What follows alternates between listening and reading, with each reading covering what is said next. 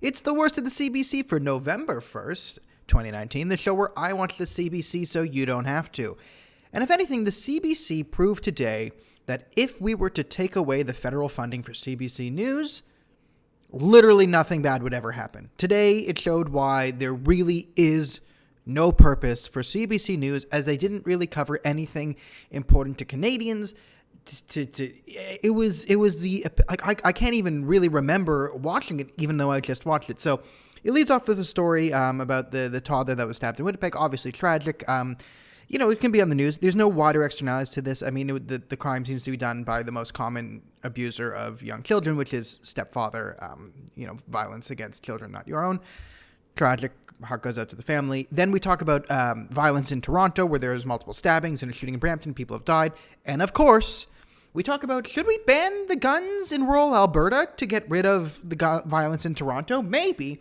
Should we talk about the root causes of gun violence ever? No, that's a conversation we don't want to open up. So that, of course, not a word mentioned of industry leaving Alberta, but there is a pipeline spill in North Dakota. So we have to cover that for 5 minutes to stoke fear over the oil industry in Canada, so we can keep killing the Canadian energy industry, of course, because who needs Canadian industry in Canada? Not Canadians, of course. That would be ridiculous. Covering of the wildfires in California, and of course they do not they try and portray it as like this wild, this new thing, right? These forest fires we keep hearing about. Again, I have to show all the data on the Amazon forest fires, how they're actually below average for this year. The RCMP just released a report saying that the Alberta wildfires were most likely caused by arson. And they don't report the fact that the California fires have increased since they've banned logging, clear cutting, and forest clearing, right? There are natural ways. Now, I'm not saying, we need to unleash the logging industry and no regulations. Like, I'm pretty libertarian, but I can be swayed on reasonable regulations, like in the fishing industry. Like, we have to fish in a way that it lets the fishing populations recover. We need to log in a way that is responsible to let the forests recoup.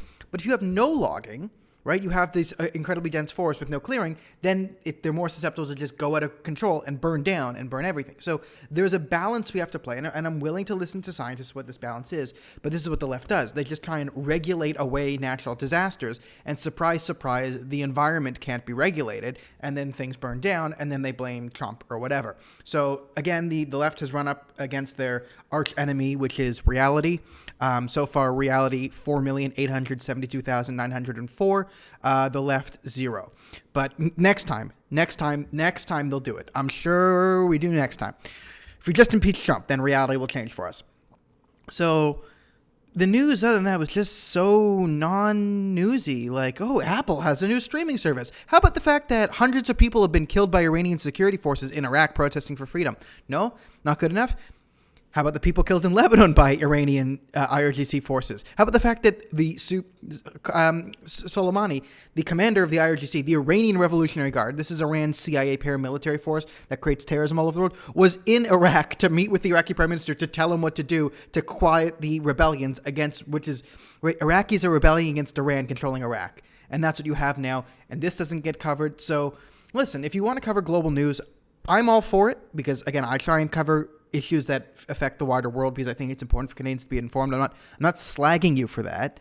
What I'm saying is, if you're covering wildfires in California and not covering it properly, like, can we at least, when there's important global stories like widespread rebellion against Iranian paramilitaries in Iraq and Lebanon, which are really important because that's the linchpin of Iran's access to the Mediterranean. Iraq is traditionally the buffer state in the Middle East, and we're not going to talk about this.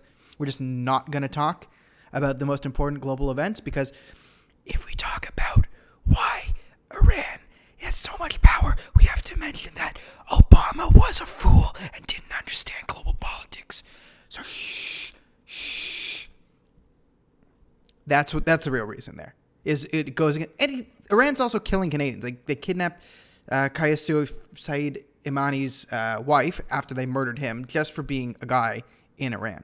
So, all in all, just terrible. And of course, we don't cover the fact that industry is fleeing Western Canada. There was just job losses at Ford in Ontario. We're not covering that. We're not covering any of the massive economic fallout to the disastrous re-election of Yostin, my face is black, you're racist, Trudeau.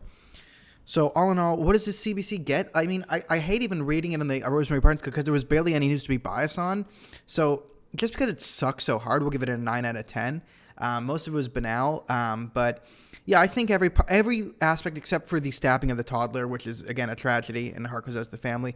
But every other aspect was either covered in a way that was just, or the way that just had a slight little, oh, they're not reporting something here, or they're omitting that, or they're not reporting that properly. So 9 out of 10 on the Rosemary Barnes killing. God, is Rosemary Barnes' face annoying to look at. All right, I will see you guys tomorrow.